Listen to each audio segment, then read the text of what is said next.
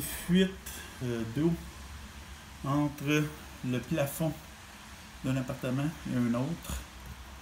La problématique, on a une douche au-dessus à l'appartement avec une base sans rebord pour faire de la tuile de céramique.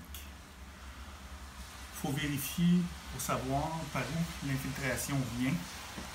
Alors, nous procédons à une ouverture au plafond. Nous savons littéralement qu'il y a de l'eau un peu partout dans ce secteur. Alors, on continue pour aller voir plus loin. La douche bouge, la douche n'est pas supportée, la base de douche n'est pas supportée. Et nous allons faire un petit test d'eau de la douche en haut pour vérifier, pour s'assurer à 100% que l'eau vient de là. Nous avons constaté que la fuite provient du drain de douche et que la tuyauterie d'évacuation est accotée sur une pièce de bois qui est la salive. C'est dur à vous montrer, mais elle est accotée ce côté ici sur une salive qui a probablement fait tordre un peu la tuyauterie et qui produit une fuite d'eau au niveau du drain de la base de douche. Donc, en vérifiant le taux d'humidité sur les murs, on a aussi constaté qu'il y avait d'abord, il y a des dommages visibles ici à la fenêtre. Donc, on voulait confirmer que les dommages qui étaient là étaient également provoqués par la douche. Donc, c'était pas clair parce qu'il y avait eu une réparation extérieure aussi. Donc, on a ouvert un peu plus, agrandi notre exploration pour voir qu'est-ce qu'il y avait. Et effectivement, on a constaté de l'humidité et de l'eau carrément solide, donc de l'eau liquide, qui se trouve à plusieurs endroits en surface sur ce qu'on appelle le pare-vapeur.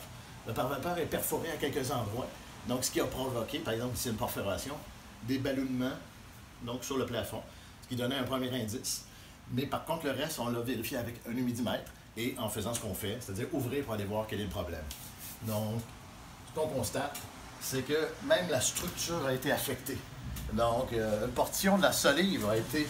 Ici, j'ai une solive d'à peu près 2 pouces par 12 pouces.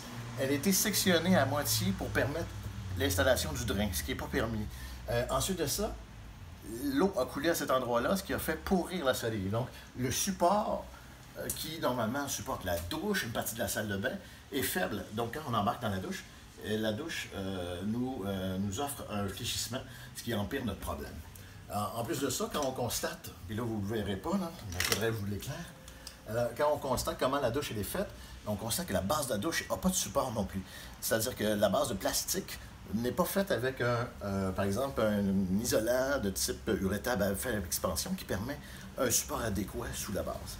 Donc, tout ça ensemble, poutre sectionnée, mauvais support, le joint n'a pas tenu le coup avec les années, ça a coulé, et ça a coulé beaucoup, de telle sorte qu'on se ramasse avec de l'humidité qui va une grande partie du plafond que vous regardez présentement.